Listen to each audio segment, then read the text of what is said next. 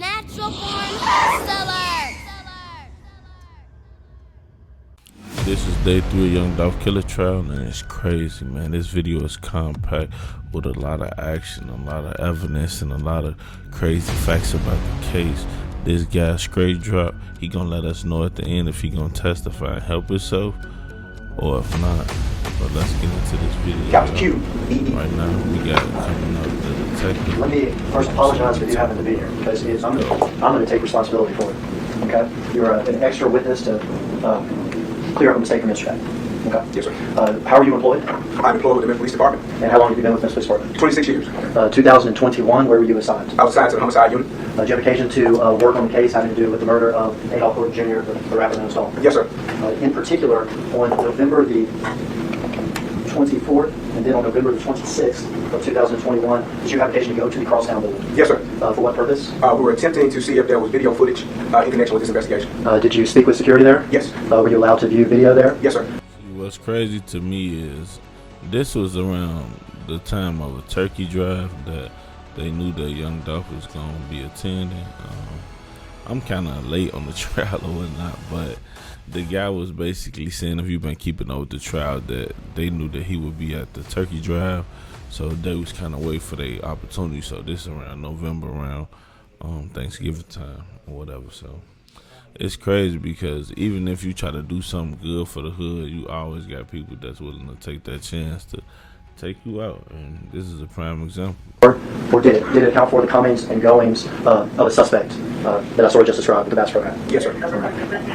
Those videos that you viewed and that you obtained, did they have timestamps on them? Yes, sir. So when you watched the videos, you could see what time it was and you could see the time going as you watched it? Yes, sir. Those accurate timestamps? Yes, sir. Okay. Did I explain to you I earlier? don't object to the answer about accuracy. The CLA Foundation is now, you know that. Did you review the footage with the security officers? Yes, sir. And when you reviewed that security footage, were you invited back to see where they had this footage and where they kept it and everything? Yes, sir. And did you observe the time on the video that you were, when you were back there, to be the true time of the security cameras? Yes, sir. Did I explain to you before you got on the stand how those videos were played to the jury? Yes, sir.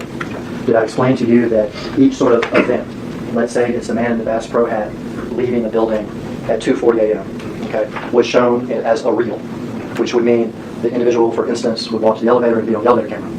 And then when he got in the elevator, it would switch to the inside the elevator camera. Yes, sir. When he got to the lobby, it would switch to the lobby camera. And when he got to the parking area, it would switch to the parking camera. Yes, sir. Okay. When you obtained the videos, though, you got videos of each separate camera. Is that right? Yes, sir. Did I explain to you that when you make a reel of the cameras, that the timestamps disappear and aren't part of the reel? Yes, sir. And did I tell you that to make up for that, a black screen was inserted in front of each of the events on the reel that had a date and time? So right here, they was just really going over the details of how cellular devices work with the towers and just showing the difference on how they can pinpoint your location based off of your cell phone. And they using this as evidence to basically convict this dude of killing Dolph. So we're going to keep going. I ain't going to bore y'all with it. I'm going to just skim through it and just let y'all see a quick little view.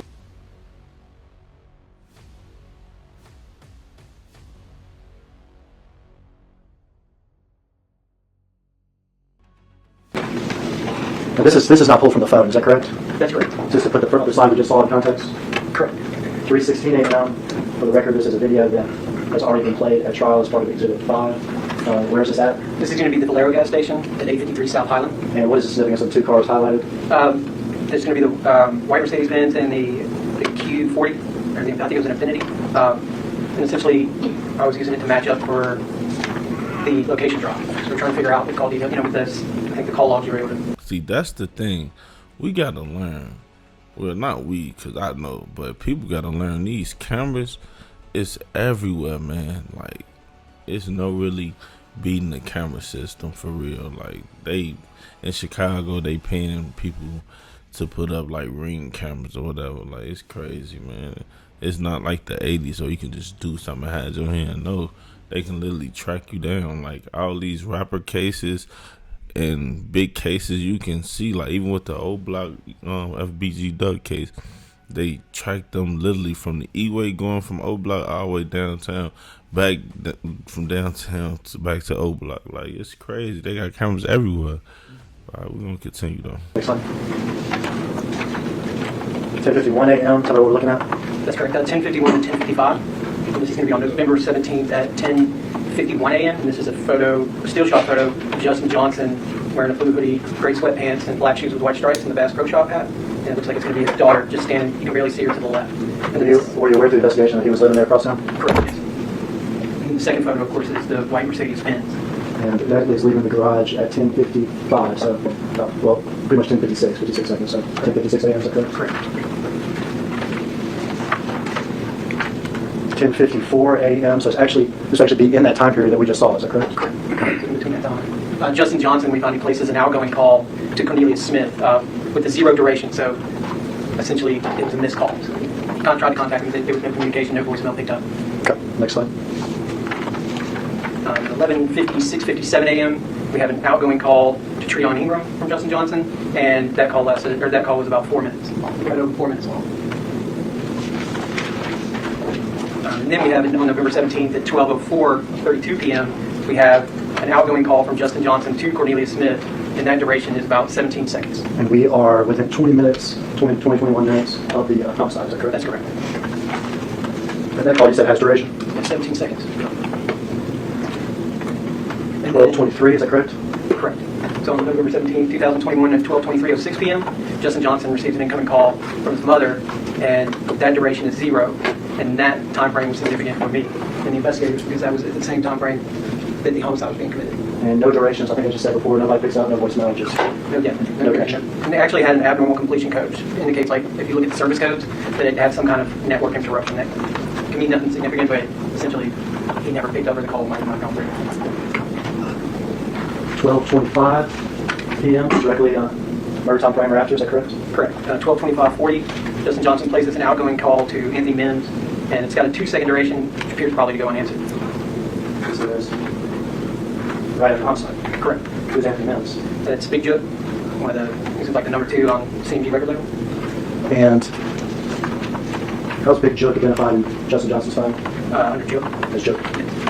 So basically, right here, they saying how Straight Drop and Big Jook was talking. Basically, he had called Big Jook after they committed the murder and just let him know, like, yeah, we did it, mission complete or whatever. So this the way how they lock, pretty sure 80% of killers up, or men, or however you want to put it. They track us off our phone. Like, it's really a setup, but this is what we do. I mean, this is what they do.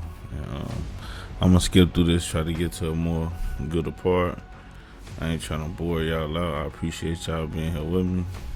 But Big Jook, his ass really got lucky, because if he was alive, he'd be... I ain't gonna lie, it's kind of strange to me, like, why they didn't arrest him if they had all this evidence already. It's kind of weird to me. And even before he died and shit, sad to say, they probably could have saved a man's life, to be honest. Cause shit, I think everybody within the Dolph murder case had got killed. But we got another person coming up to the stand. Let's see what he's talking about. Did you find some of those videos on his phone? I did. Did you observe in those rap videos that he has tattoos on his hands? I did. Have you yourself observed that he has tattoos on his hands? Yeah. Did you observe in those rap videos that he's left-handed or right-handed? He's right. Did you...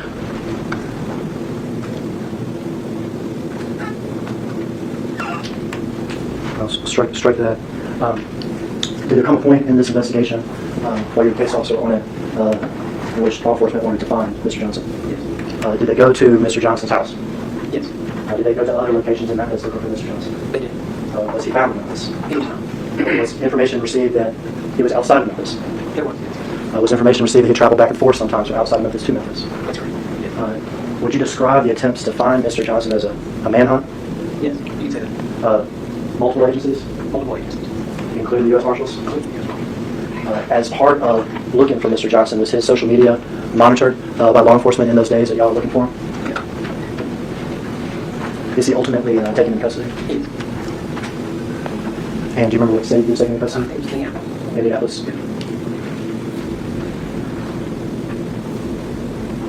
Were the murder weapons in this case ever recovered? They were not. You're familiar that the car on Bradley was recovered, is that correct? That's right. And that's the address you mentioned before with the location drop from Mr. Johnson. Yeah, 1168 to 1174. Just got found in between there, back in 1174. Earlier in this trial, there was a case officer on this case before you, is that correct? That's correct. Terrence Dabney, who retired? Yes. Earlier in this trial, Mr. Dabney was asked about testing that was done on the car on. So basically what they trying to do is prove that he was right-handed. As you can see on the video, he was shooting with his right hand. So if anything learned, get a chopper. No, I'm talking shit. But now if anything learned, they know exactly what hand you use, and that's crazy. Yes. They also have to, right? Yeah. It's like DNA testing or something on the car. Fingerprints out on the car, even though it claims. We know that people got in the car at the time of the homicide, got out of the car in the car wearing gloves. Other testing that was done on the car, was there a chapstick found in the car? Yes. Testing on chapstick was performed, is that correct? That's correct. And some of these results, would they come in after Mr. Dabney retired? Yes, that's completely possible. Yeah, I'm pretty sure. Were you aware that on the chapstick that was found in the car, Trion England's DNA was found in the chapstick? Yes, it is. Were you aware that during the investigation, they tried to search the Mercedes to find what may or may not be blood? That's correct. Yes. Were you aware that they took samples of that stuff? Yes. Were you aware they also took what could be called touch DNA samples? Yes. And were you aware that that stuff was sent to TBI? Yes, it was. With inconclusive results, either DNA obtained but not enough to make any sort of comparison, or just simply inconclusive results? Yeah, that's correct. Do you know where Pressure World is? Where's that? Right up there at Lamar. Strike Lamar. In the Lamar Sims area? Is that location bear any sort of significance in this case? It does. That's where it was supposedly Cornelius Smith met with Hernandez Gomez to get his actual phone that he left in the car. That was not there, you know. And that, as you said, is in the area of Lamar Sims. Is that correct? Correct. You aware that Mr. Gomez charged in this case? I am. Mr. Smith's charged in this case? He is. Mr. Johnson's charged in this case? That's correct. Can you tell us why Big Joke is not charged in this case? He's deceased.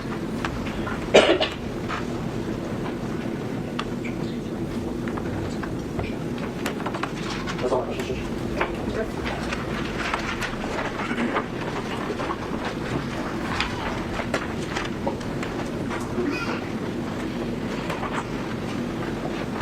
Good afternoon. Good afternoon. So, Detective Browning, my name's Luke Evans. I think we've spoken before. We have. So I've got a few more questions for you today.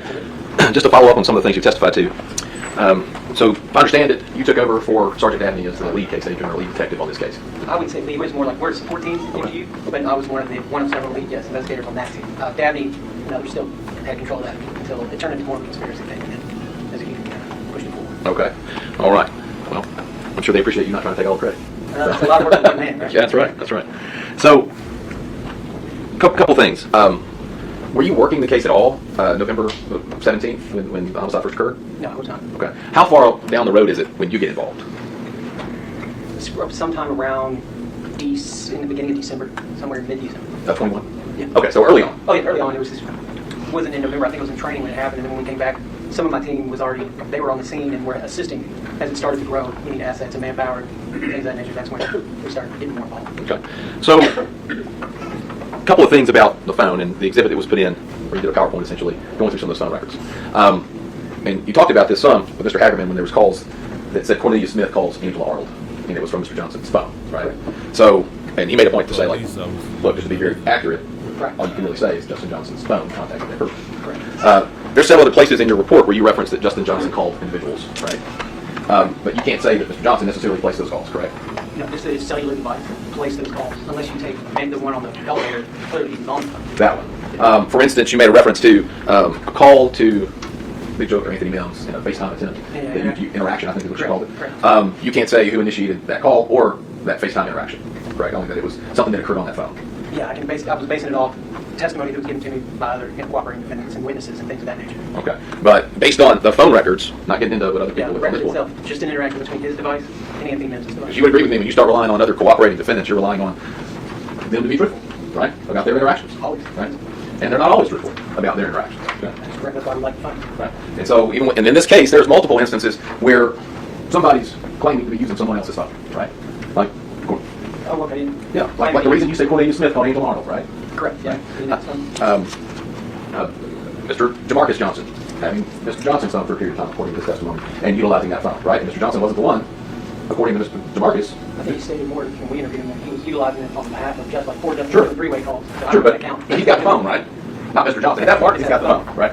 Not Mr. Johnson personally. So there's other people taking other people's phones for whatever reason, at least on one occasion, not even being in the same location as that person, right? But when you're purely looking at call data, all you can say is this phone did this action. Correct. Right. This phone made that contact in this phone. Yeah. And talking about, and I'm not asking you what someone said, but we talked about cooperating defendants in this case, one of which you met with was Hernandez Gobey. Correct. On at least 2 occasions, correct? Correct. And he came in and gave you information about this case? That's correct. And he also did that, he had an attorney present, right? Yeah. And he, That was it, man. Day 3 of Young Dolph trial was crazy, man. Tomorrow's the verdict. As I'm uploading this video, it'll probably be today. But yeah, it's crazy, man. R.I.P. Dolph. I just wanna send condolences for his family, man. He's from Chicago, moved to Memphis, so anybody from Chicago, I feel him, and I feel like it's a connection somewhere. And it's sad, but make sure that y'all like, share, subscribe, and let me know if y'all want me to keep doing these videos. And what y'all think? Y'all think he gonna get convicted? I think he done. But it's your boy Schoolie. It's just Schoolie. Holla at me.